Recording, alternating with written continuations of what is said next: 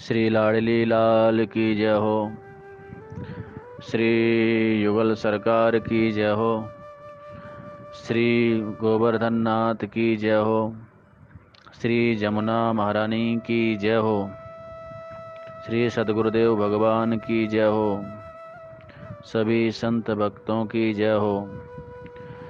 मेरी भोरी किशोरी परिवार के सभी पूज्य वैष्णवों को सादर जय श्री कृष्ण एवं जय श्री राधे।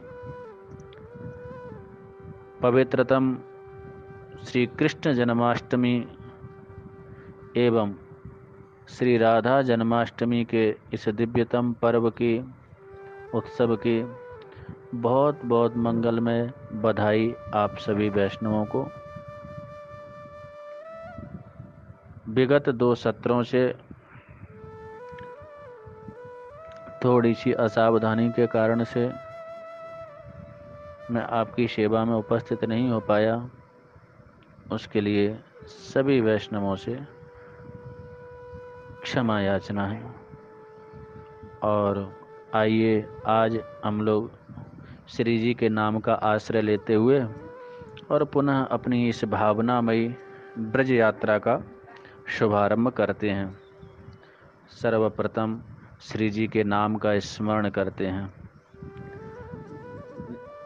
कभी कभी प्रवास का प्रकरण उपलब्ध होने के कारण से थोड़ी सी असावधानी हो जाती है, लेकिन अब आगे पूर्ण सावधानी बरतने का हम लोग प्रयत्न करेंगे। अभी भी कहीं श्रीमद् भागवत कथा की सेवा में मैं प्रवास पर उपस्थित था, और लेकिन पीछे जो क्रम बाधित हुआ उसका चित्त में बड़ा वेदना थी कि पूज्य वैष्णवों की सेवा में उपस्थित नहीं हो पाया। इसलिए आज पुनः और इस पवित्रतम भावनामयी इस यात्रा को हम लोग इसका शुभारंभ करते हैं श्री जी का नाम स्मरण करते हुए। जय जय श्यामा जय जय श्याम, जय जय श्री वृंदावन धाम। जय जय श्यामा जय जय श्याम, जय जय श्री वृंदावन धाम। जय जय श्यामा जय जय श्याम,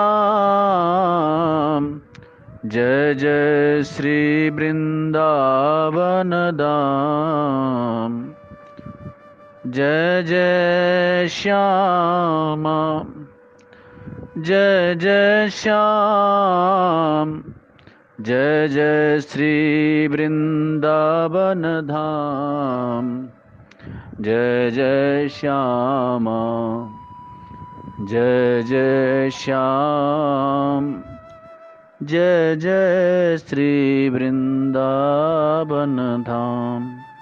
प्यारे श्यामा प्यारो श्याम, प्यारो श्री वृंदावन धाम।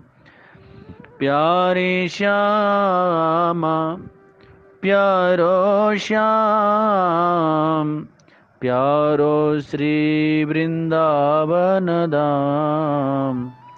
जय जय श्यामा जय जय श्याम, जय जय श्री बरसानो धाम।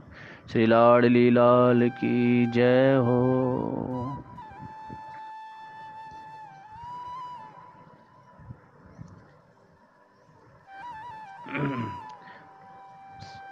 श्री लाडली लाल की कृपा से, श्यामा श्याम की कृपा से भावनामयी दिव्य ब्रज यात्रा के क्रम में हम लोगों ने दिव्य बरसाना धाम की यात्रा संपन्न की, अष्ट सखियों के गांवों की यात्रा संपन्न की।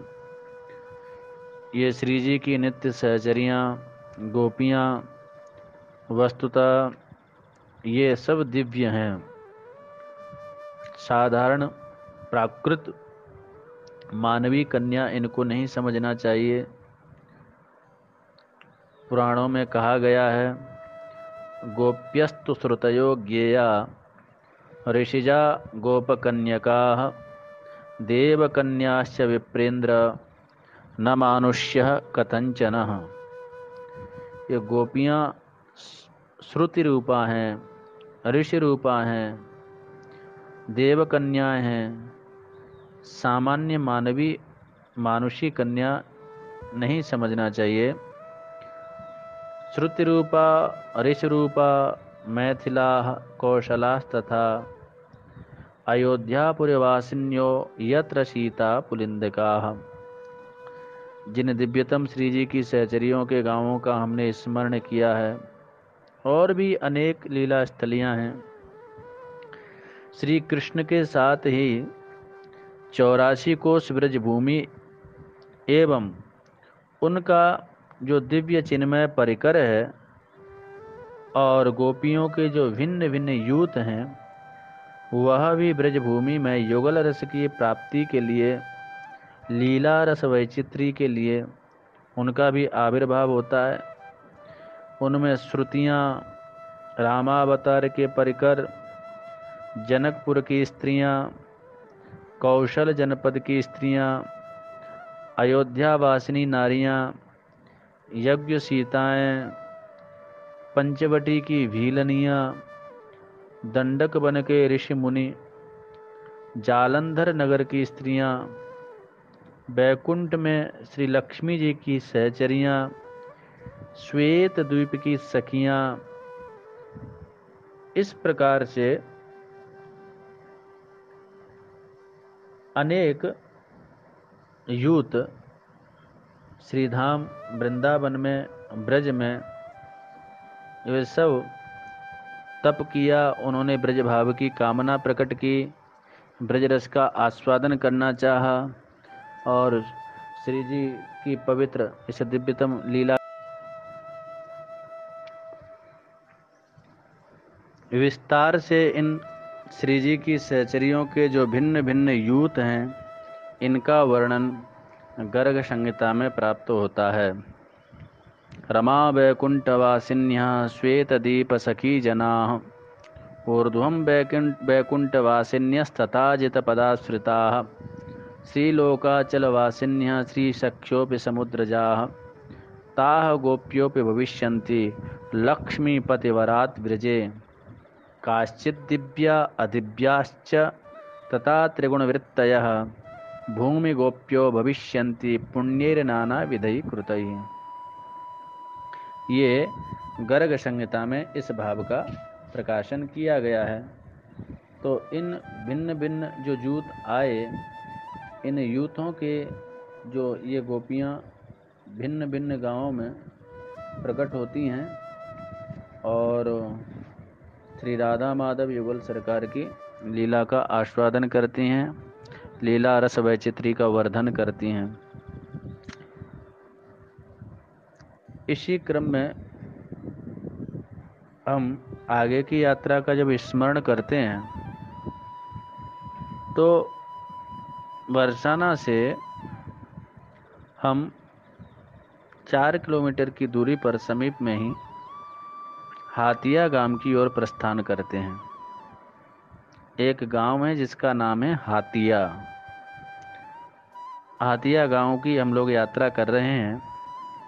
हातिया गांव का पौराणिक नाम कदली वन है, और जिस समय उद्धव जी श्री कृष्ण का संदेश लेकर के ब्रज में आए, तो गोपांगनाएं श्री हरि का भली भांति कुशल समाचार लेने के लिए उद्धव जी को लेकर कदली वन में आईं, और यहाँ कदली वन में ही श्री जी विराजमान थीं। गुप्तम ही पृष्ठुं कुशलम संतापते नीत्वोद्धवम ताः कदली वनं गताः। यह गर्ग संहिता में स्पष्ट किया गया है। यहाँ श्री जी की वियोगाग्नि से संपूर्ण कदली वन झुलस गया था। ऐसा विलक्षण विरह श्री जी में प्रकट हुआ और जिसका दर्शन उद्धव जी ने किया तो सारा जो उनका ज्ञान का एक पक्ष था, आग्रह था, वह सब श्री जी के उस दिव्यतम प्रेम, जो श्री कृष्ण के प्रति उनका दिव्यतम प्रेम का प्रवाह था, उसमें वह प्रवाहित हो गया। वह अद्भुत वहाँ का दृश्य था। सभी सखियां श्री जी को घेर करके बैठी हैं, परस्पर में चर्चा करती हैं। यह हथिया गांव की लीला है। परस्पर में चर्चा करती हैं, अरे सखी, आज स्वप्न में श्याम सुंदर का दर्शन प्राप्त हुआ। पता है, जमुना तट पर जल भरने के लिए गई थी और वहाँ पर श्याम सुंदर आए और श्याम सुंदर ने जल की मटकी मेरे सिर पर रखी। मैं जैसे उनको पकड़ने के लिए उनको मैंने पकड़ना चाहा, उनके हाथ को जैसे ही पकड़ना चाहा कि आंख खुल गई और पता नहीं श्याम सुंदर कहाँ चले गए। एक दूसरी गोपी कहती है, मैंने दर्शन किया, स्वप्न में आए और मेरे घर माखन खा रहे थे। मैं जैसे ही पकड़ने को दौड़ी तो आंख खुल गई, श्याम सुंदर फिर दिखाई नहीं दिए। इस प्रकार से चर्चा कर रही थी, प्रेमालाप कर रही थी गोपियां। तो उन गोपियों ने, सखियों ने श्री जी से पूछा, उद्धव जी इस दृश्य को देख रहे हैं? श्री जी से कहा, श्यामा जू, लाडली जू, आप कुछ नहीं बोल रही, क्या श्याम सुंदर आपके स्वप्न में नहीं आते हैं? यदि आते हैं तो आपसे क्या वार्ता करते हैं, क्या कहते हैं? आप भी कुछ अपना अनुभव बताइए। तो श्री जी ने वहां पर कहा, याह पश्यन्ते प्रियम सपने, याह पश्यन्ते प्रियम स्वप्ने, धन्यास्ताः सखियोषितः, अस्माकं तु गते कृष्णे, गता निद्रा पे वैरिणी। प्यारी सखियों, जो सखियां प्रियतम श्याम सुंदर को स्वप्न में दर्शन करती हैं और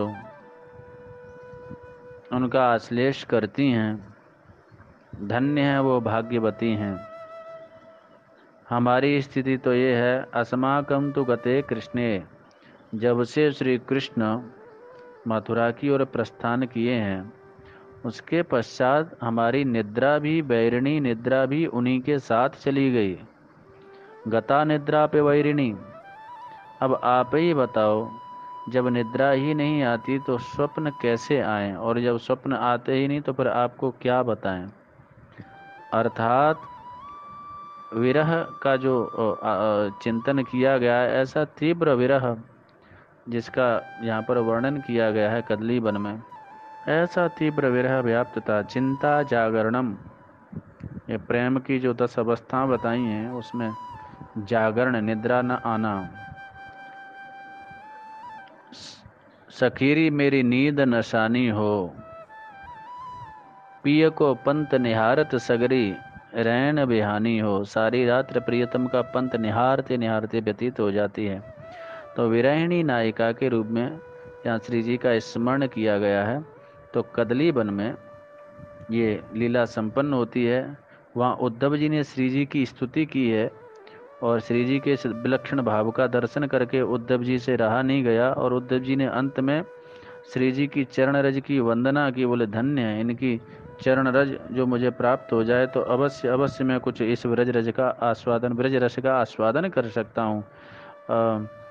वंदे नंद व्रज स्त्रीणाम पाद रेणुम अभीक्षणसा, यासाम हरिकथोद्गीतम पुनाति भुवनत्रयम।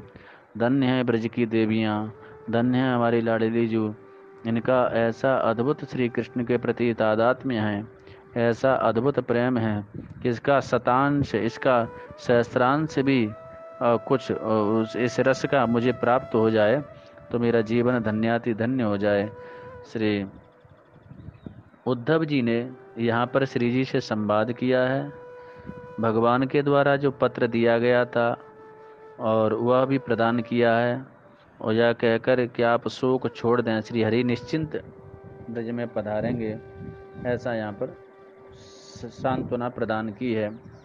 ब्रह्मवैवर्त पुराण के अनुसार भी द्वारिका में नंद यशोदा को श्री कृष्ण ने आज्ञा दी थी कि आप लोग ब्रज लौट जाओ और वहाँ श्री जी आपको भक्त्यात्मक ज्ञानोपदेश करेंगी। आप उनमें मानवीय बुद्धि कदापि न रखना। श्री कृष्ण की आज्ञा से नंद यशोदा ब्रज में यहीं इस कदली वन में आए हैं, जहाँ श्री जी ने उन्हें दिव्य भक्ति का उपदेश दिया है। साथ ही नारायण, अनंत, मुकुंद, केशव आदि जो भगवान के नाम हैं उनकी महिमा का श्रवण कराया और अंत में श्री यशोदा जी की जिज्ञासा पर उन्होंने अपने मधुराति मधुर श्री राधा नाम का भी रहस्य उद्घाटित किया। ये लीला कदली वन की है। तो इस दिव्य कदली वन धाम को हम प्रणाम करते हैं। कदली वन को प्रणाम करने का मंत्र है, हाथ जोड़कर भावना से दिव्य लता वृक्ष आदि से आवेष्टित है। श्री जी अपनी सखियों के साथ में वहाँ पर विराजमान हैं। भावना में दर्शन करते हुए और हम लोग प्रणाम करते हैं। शक्राय देवदेवाय वृत्रघ्ने शर्मदायिने कदलीवन संज्ञाय नमस्ते करिदायिने। हे कदलीवन, आप देवों के देव, वृत्तासुर को मारने वाले, इंद्र की समस्त कामनाओं को पूर्ण करने वाले हैं। आपको बार बार नमस्कार है। कदली वन से आगे हम गोवर्धन से लगभग 3 किलोमीटर पश्चिम में हम दोसेरस तीर्थ की यात्रा करते हैं। दोसेरस का तात्पर्य देवशीर्ष, इसका नाम है देवशीर्ष। भक्ति रत्नाकर ग्रंथ में लिखा है, आर यही लीला स्थली अति तेजोमय, देखो देव शीर्ष स्थान कुंड सुशोभय। सखा सह देखिया कृष्णेर गोचारण, ये था महर्षे स्तुति कैला देवगण। इस देवशीर्ष स्थान कुंड की शोभा को देखो। यहाँ सखाओं के साथ भगवान श्री कृष्ण गोचारण, श्री कृष्ण के गोचारण को देख करके देवगणों ने परमानंद से, आनंद से युक्त होकर के यहाँ स्तुति की थी। ये इस पद्य का तात्पर्य है। तो देव शीर्ष, देवताओं को भी एक हर्ष उत्पन्न कराने वाला, श्री कृष्ण की अद्भुत गोचारण लीला का दर्शन कराने वाला ये देव शीर्ष स्थल है। इसको हम प्रणाम करते हैं। इसके आगे मुनि शीर्ष स्थल है। इसको वर्तमान में मुड़सेरस इस नाम से जाना जाता है। मुनि शीर्ष स्थल की महिमा का गान भक्ति रत्नाकर ग्रंथ में किया है। देखो मुनि शीर्ष स्थान कुंड सो माधुरी, एथा कृष्णे पाइला मुनिगण तप करी।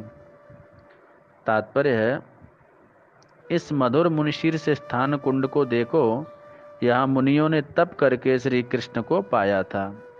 संपूर्ण ब्रजभूमि ही साधनामयी है और ऋषियों की, संतों की, रसिकों की उपासना भूमि है। यहाँ का कण कण श्री कृष्ण प्रेम से व्याप्त है। श्री कृष्ण प्रेम यहाँ के कण कण में व्याप्त है। तो यहाँ का कण कण अनंत महिमा से युक्त है। मुनिशीर्ष स्थान से आगे अब हम बड़े ही विलक्षण और महत्वपूर्ण स्थान की ओर बढ़ रहे हैं। एक विलक्षण गांव है खायरा। खायरा इस गांव का प्राचीन नाम है खदिरवन। खदिरवन एक महत्वपूर्ण लीला स्थली है।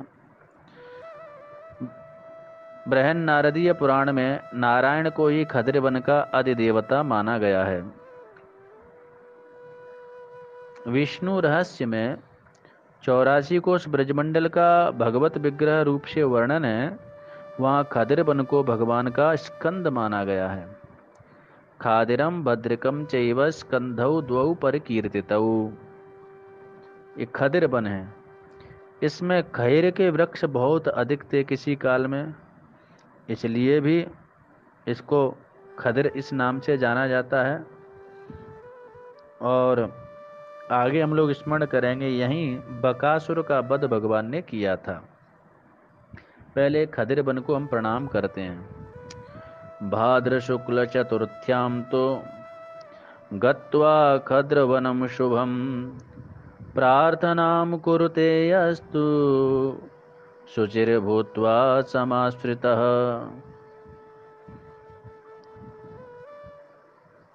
खद्र वन को हम प्रणाम करते हैं, प्रार्थना करते हैं।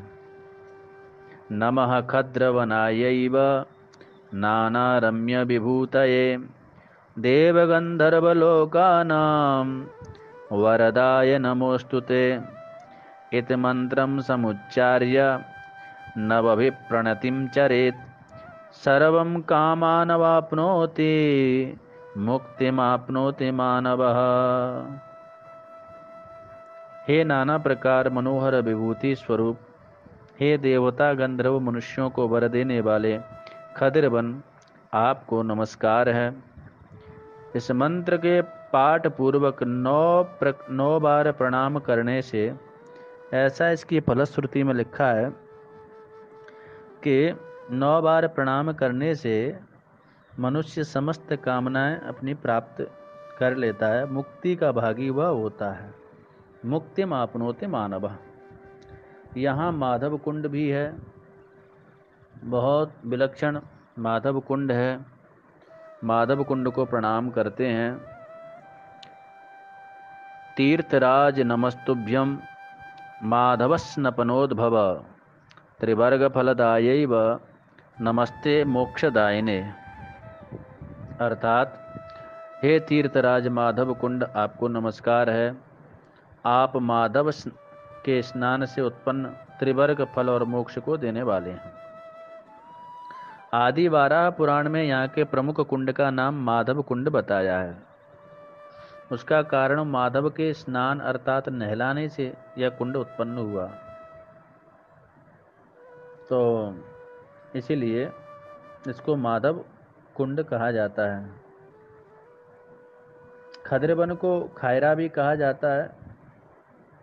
श्री कृष्ण की गोचारण लीला स्थली है। खद्रवन को खायरा इस नाम से जानते हैं। श्री कृष्ण की गोचारण लीला स्थली है। और गोचारण लीला में जब श्री कृष्ण इस विशाल कुंड के पास अपने बछड़ों को पानी पिला रहे थे, तो बकासुर नाम का दैत्य आया बगुले के रूप में। यद्यपि गर्ग संहिता में यह वध की जो लीला है यमुना तट पर लिखी है, परंतु श्रीमद् भागवत के अनुसार यह लीला इसी जलाशय के पास हुई है। वत्सपाल बनने के बाद श्री कृष्ण ने 3 असुरों का वध किया, वत्सासुर, बकासुर और अघासुर। तो ये बकासुर का वध भगवान ने यहीं किया था। और बड़ा विशाल बगुले का रूप बना करके आया था। कोई खदर वन को खिरक वन भी कहते हैं। उनके मत में नंद बाबा के बड़े भाई उपनंद जी की यहाँ खिरक थी। यह परंपरा आज भी चल रही है। नंदगांव में गोपाष्टमी के दिन जब गोचारण करके श्री कृष्ण लौटते हैं, तो उस दिन यह गाया जाता है कि खायरे को आवे कुर्ता टोपी लावे। या प्रतिवर्ष गोस्वामी लोग गाते हैं।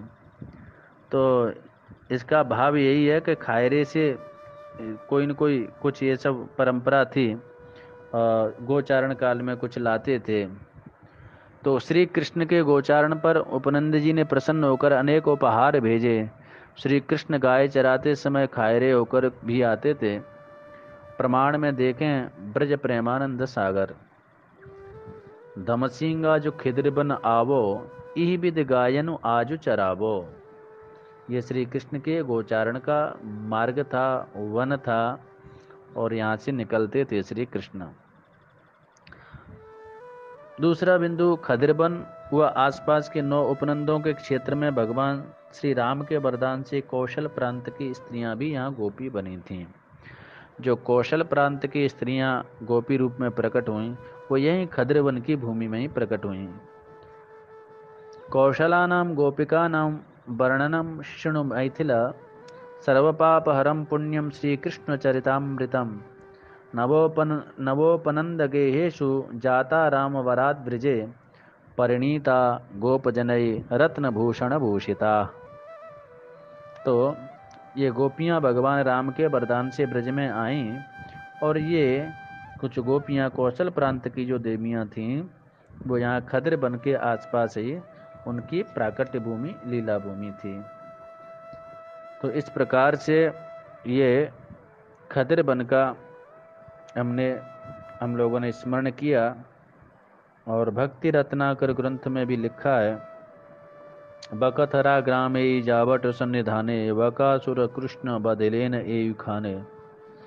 इसको बकथरा भी कहते हैं क्योंकि बकासुर को मारा था।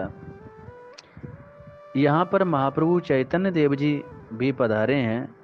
चैतन्य चरितामृतम में महाप्रभु का जो प्रेमोन्माद का वर्णन प्राप्त होता है, वह इन सभी स्थलों का है। यहाँ मुख्य मुख्य ही नाम दिए हैं। उन मुख्य वनों में खद्र वन भी है। सब दिन प्रेमावेशी नृत्य गीत कैला, ताहाँ ही ते महाप्रभु खद्र वन आइला। चैतन्य चरितामृत। श्री चैतन्य महाप्रभु के आगमन के कारण यहाँ प्रसिद्ध गोस्वामियों ने भजन किया। ये सभी अवतरित महापुरुष थे, जिनमें कि 2 बड़े विलक्षण गोस्वामीगण, श्री लोकनाथ गोस्वामी जी, श्री भूगर्भ गोस्वामी जी, इनका साधन स्थली प्रधान रूप से यह खायरा ही रहा। ये बड़े विलक्षण महापुरुष थे। श्री लोकनाथ गोस्वामी जी ये ब्रज लीला में लीला मंजरी के रूप में विराजमान हैं। इनके पिता श्री पद्मनाभ चक्रवर्ती जी, माता श्री सीता देवी जी। पिता श्री अद्वैताचार्य जी द्वारा स्थापित अद्वैत परिषद के प्रारंभिक छात्र थे। उस समय विद्यालय में प्रतिदिन अध्ययन के प्रारंभ और अंत में संकीर्तन आवश्यक होता था। इनकी मां भी बड़ी विदुषी थी। पिता से शिक्षा प्राप्त कर इन्होंने श्री अद्वैताचार्य जी से श्रीमद् भागवत एवं अन्य कृष्ण लीला ग्रंथ पढ़े। अद्वैताचार्य जी ने इन्हें मंत्र शिष्य बनाकर गौरांग को सौंप दिया। ये निमाई के प्रिय सुहृद मित्र बन गए। माता पिता के परलोक गमन के बाद ये विरक्त सन्यासी बन गए।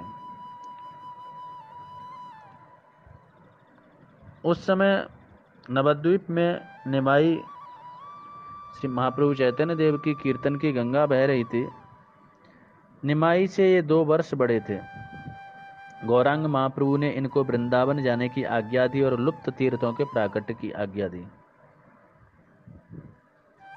और कहा कि कुछ दिन बाद मैं श्री रूप सनातन गोपाल भट्ट गोस्वामी जी को भी वहीं पहुंचा रहा हूं। महाप्रभु जी ने कहा, मैं भी संन्यास लेने वाला हूं, इसी माघ में घर छोड़ दूंगा। लोकनाथ जी पंडित गदाधर गोस्वामी जी के शिष्य भूगर्भ जी को साथ लेकर वृंदावन आए। यहाँ रहकर वे दक्षिण में श्री रंगम गए, क्योंकि कावेरी नदी स्थित श्री रंगम में वेंकट भट्ट के घर पे चैतन्य महाप्रभु 4 महीने तक रहे। किंतु लोकनाथ जी जब पहुंचे तो इनकी भेंट नहीं हुई, क्योंकि महाप्रभु वहां से जा चुके थे।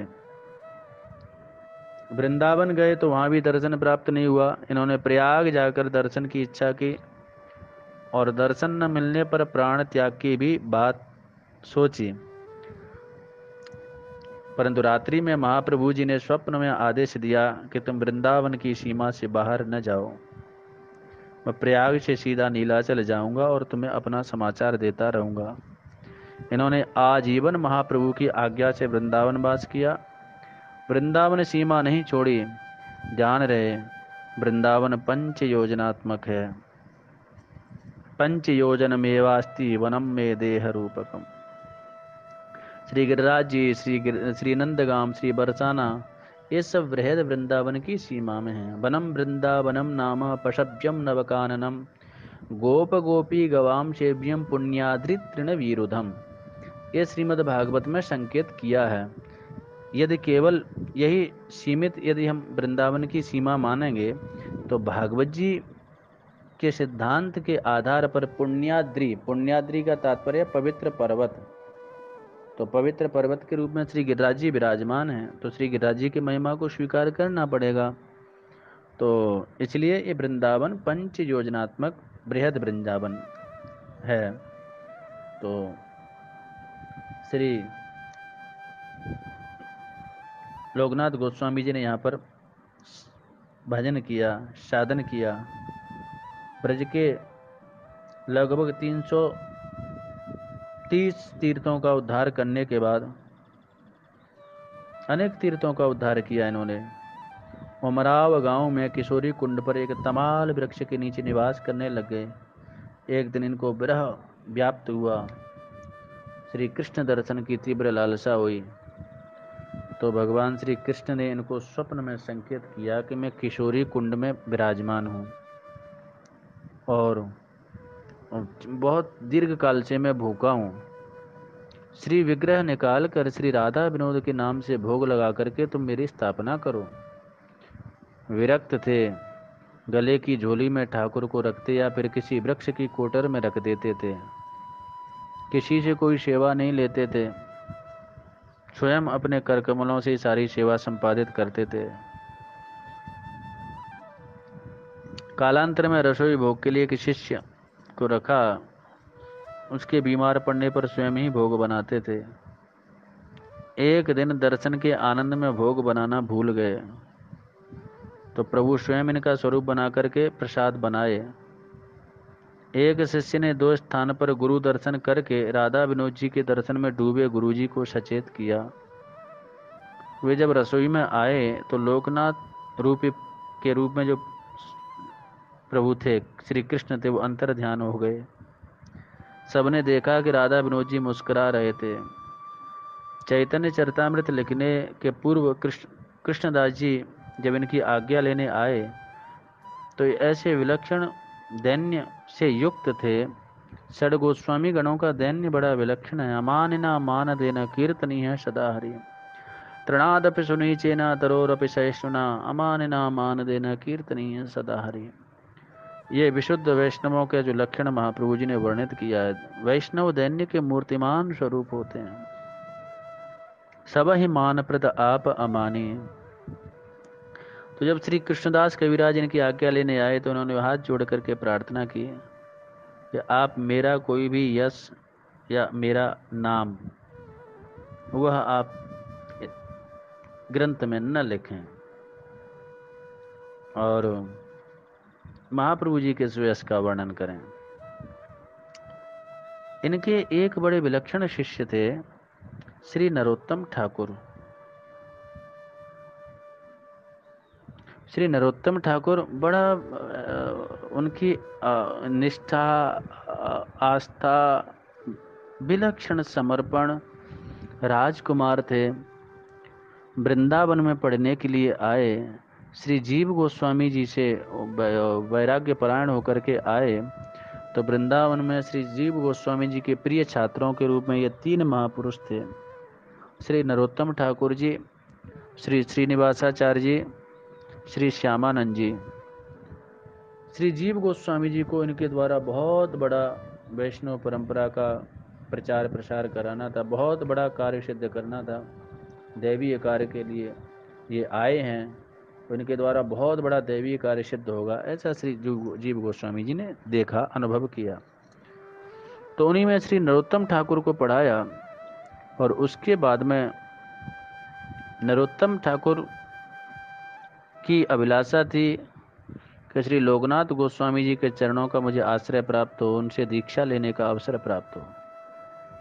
परंतु लोकनाथ गोस्वामी जी का यह संकल्प था, वह किसी को भी दीक्षा नहीं देते थे। बोले मैं किसी को शिष्य नहीं बनाऊंगा, न किसी से कोई सेवा लेते थे।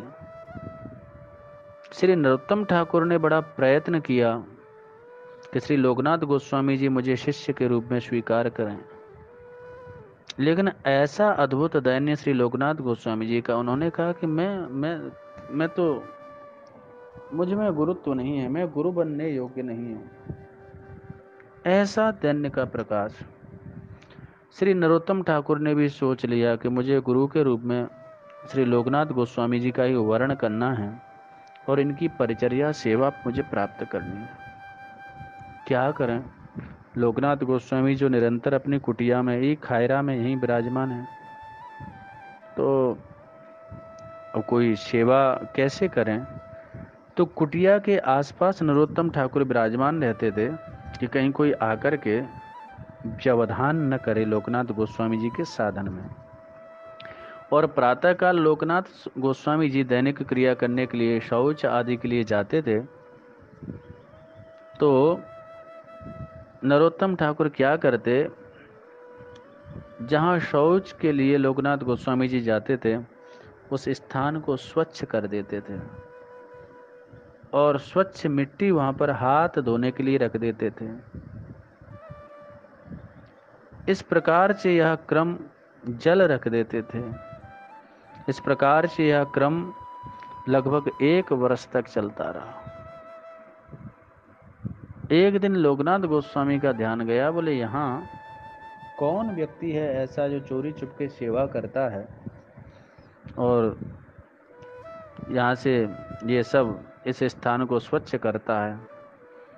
एक दिन जाकर के देखा तो पता लगा नरोत्तम ठाकुर हैं। लोकनाथ गोस्वामी जी ने कहा, अरे आप राजकुमार होकर के, इतने समृद्ध परंपरा, समृद्ध परिवार के एक बालक होकर के भी, और आप इतना छोटी मोटी, इतनी छोटी सेवा, ये मलमूत्र साफ करते हो, ऐसा नहीं करना चाहिए।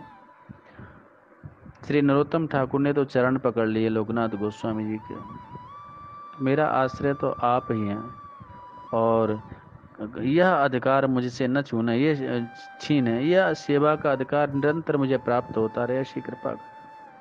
लेकिन लोकनाथ गोस्वामी जी ने मना किया दीक्षा आदि देने के लिए। तो श्री नरोत्तम ठाकुर की भावना का दर्शन करके स्वयं महाप्रभु चैतन्य देव ने लोकनाथ गोस्वामी जी को स्वप्न में संकेत किया, इस बालक के द्वारा बहुत बड़ा दैवीय कार्य संपादित होने वाला है, इसलिए इसको शिष्य के रूप में तुम स्वीकार करो। तब महाप्रभु जी की आज्ञा से लोकनाथ गोस्वामी जी ने श्री नरोत्तम ठाकुर को शिष्य के रूप में स्वीकार किया। ये बड़े विलक्षण महापुरुष हुए हैं। संवत 1645 श्रावण कृष्ण अष्टमी को यहाँ खायरा में ही श्री लोकनाथ गोस्वामी जी ने अपनी जीवन लीला को विराम दिया। इनकी पुष्प समाधि वृंदावन में श्री राधा गोकुलानंद मंदिर, जो कि श्री राधा रमण जी के मंदिर के समीप में है, वहाँ श्री राधा गोकुलानंद जी के मंदिर के प्रांगण में इनकी पुष्प समाधि विराजमान है।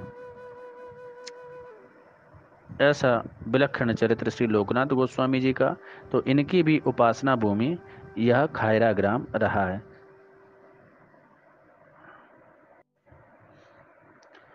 इसी प्रकार से श्री भूगर्भ गोस्वामी जी की भी उपासना स्थली खायरा ग्राम रहा है। ये ब्रजलीला में प्रेम मंजरी हैं। श्री लोकनाथ गोस्वामी जी ब्रजलीला में लीला मंजरी हैं और श्री भूगर्भ गोस्वामी जी प्रेम मंजरी हैं। इन्होंने भी अध्ययन काल में ही गृह त्याग कर दिया और ये नीलाचल पहुंच गए थे और वहाँ गदाधर पंडित जी का आश्रय लेकर के श्रीमद् भागवत आदि शास्त्रों का अध्ययन किया।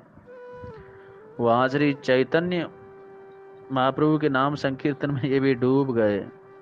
और जब लोकनाथ गोस्वामी महाप्रभु जी की आज्ञा से वृंदावन चले तो गदाधर पंडित ने अपने शिष्य भूगर्भ जी को इनके साथ कर दिया, क्योंकि हिंदी भाषी थे और मार्ग के ज्ञाता भी थे।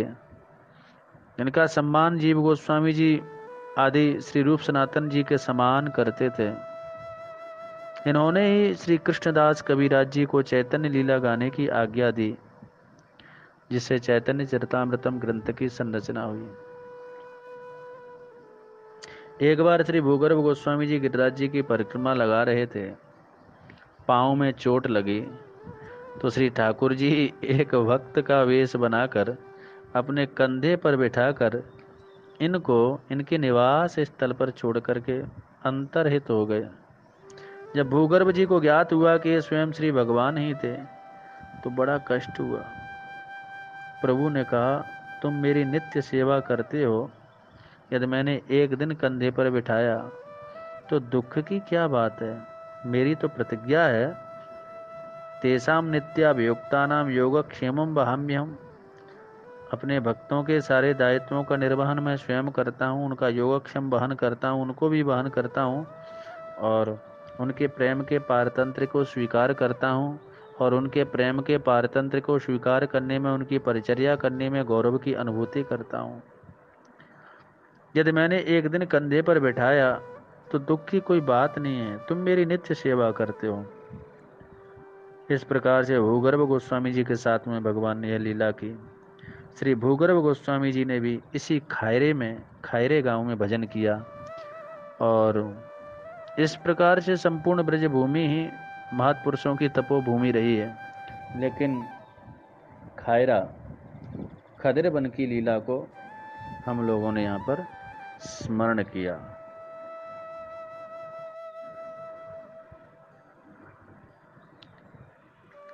खदिर वन का दर्शन करके हम लोग आगे की ओर बढ़ते हैं तो लौधोली नाम का गांव पड़ता है।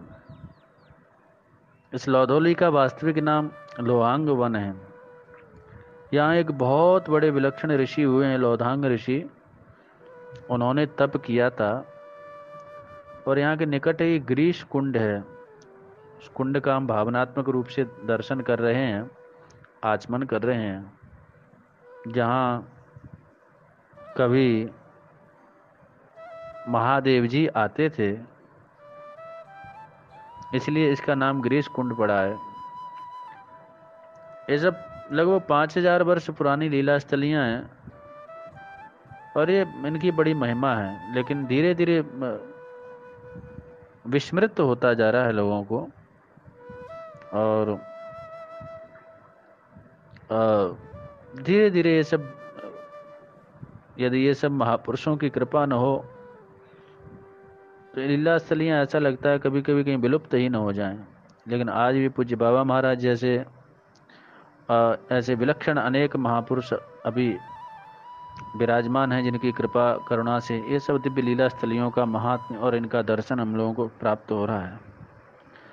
लोहांग वन है ये, तो लोहांग वन को हम लोग प्रार्थना करते हैं, ग्रीष कुंड को प्रार्थना करते हैं, और लोहांग वन को प्रार्थना करते हुए, ग्रीष कुंड की प्रार्थना करते हुए यहीं आज की यात्रा का हम लोग विराम करेंगे। तो लोहांग वन को एक बार प्रार्थना कर लीजिए। लोहांग मुनि संभूत तापसे ब्रह्म रूपिणे यमालोकन नाशाय नमो लोहवनायते। हे लोहांग मुनि से उत्पन्न आप यमलोक के दर्शन का नाश करने वाले हैं, ऐसे लोहवन को नमस्कार है। गिरीश कुंड का आचमन करते हैं, प्रणाम करते हैं, प्रार्थना करते हैं। नमो गिरीश कुंडाय तीर्थराज वरप्रद प्रबंध मोक्षिणे तोभ्यम सर्वदा शिवदायिने। ये तीर्थों के राजा, वर देने वाले, सर्वदा मोक्षार्थी को कल्याण देने वाले, आपको भी नमस्कार है। ये हमने लोहांग वन का दर्शन किया, और इसके पश्चात यात्रा के क्रम में चलते चलते हम लोग पिसाई की झाड़ी का भी दर्शन करते हैं। इसको पिपासा वन कहते हैं। यहाँ बड़ा सघन वनस्थल, ये बड़ा ही चमत्कारी है। आज भी इस वनखंड के जो दिव्य वृक्ष हैं, शाखा हैं, यदि कोई अपने घर ले जाता है तो उसके घर में बड़ी विपत्ति आदि की संभावना रहती है। मतलब दैवी शक्तियों के द्वारा यह वन रक्षित है, ऐसा कई लोगों ने अनुभव किया है। और अनेक महापुरुषों की यह भजन भूमि रही है। पूज्य बड़े बाबा महाराज वहीं पर साधन किए। निम्बार्क परंपरा के तो अनेक महापुरुषों ने वहाँ पर साधन किया है। गौड़ीय वैष्णव भी अनेक गौड़ीय वैष्णवों ने भी वहाँ पर साधन किया है। आज भी अनेक वैष्णव वहाँ पर विराजमान हैं और अनुभूति कराने वाला वन है वहाँ पर। मतलब कुछ न कुछ ऐसी अनुभूति होती है।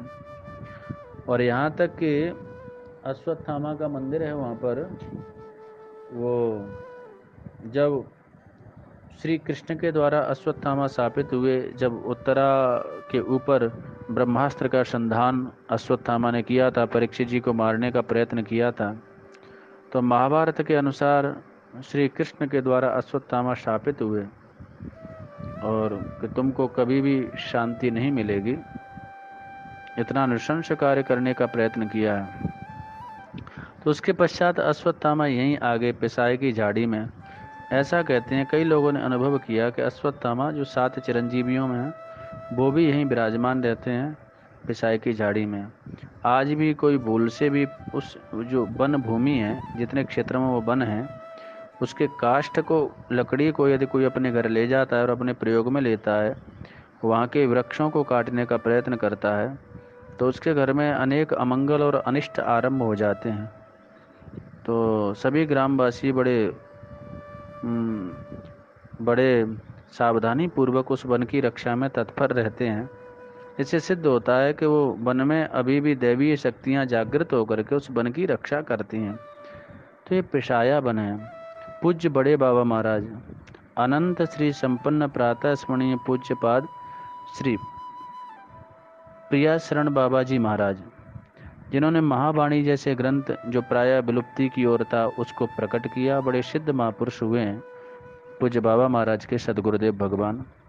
तो उनकी भी दीर्घकालीन साधन स्थली यही पिसाये की झाड़ी रही है और बड़े बड़े महापुरुषों ने यहाँ पर तप किया है। तो ऐसे पिसाया वन को भी हम लोग प्रणाम करते हैं। और आज पिसाया वन की यात्रा में ही हम, जहाँ एक दिव्य रासमंडल भी है, उस रासमंडल को प्रणाम करते हुए और पिसाया वन में ही हम आज की यात्रा को विराम देते हैं। रासमंडल को प्रणाम कर रहे हैं। विहार सुख रूपाय मंडलाय नमोस्तुते, लोकानंद प्रमोदाय गोपिका वल्लभाय च। हे विहार के सुखरूप रासमंडल, गोपी वल्लभ रूप लोक को आनंद देने वाले, आपको नमस्कार है। इस प्रकार से हमने पिपासा वन की यात्रा यहाँ पर की। यहाँ पर आज भी राधा माधव के नूपुरों का मधुर कोणन, मधुर ध्वनि रसज्ञ महापुरुषों को अनुभूत होती है। श्री बद्रीनाथ जी के समय में यहाँ बड़ा ही सघन वन प्रदेश था।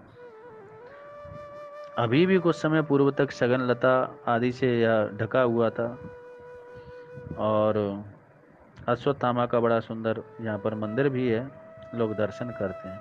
इस प्रकार से पिसाई की भूमि को प्रणाम करते हुए आज की यात्रा को हम लोग यहीं विराम देते हैं। जय जय श्री राधे श्याम। श्री लाडली लाल की जय हो। श्री युगल सरकार की जय हो। जय जय श्री राधे श्याम।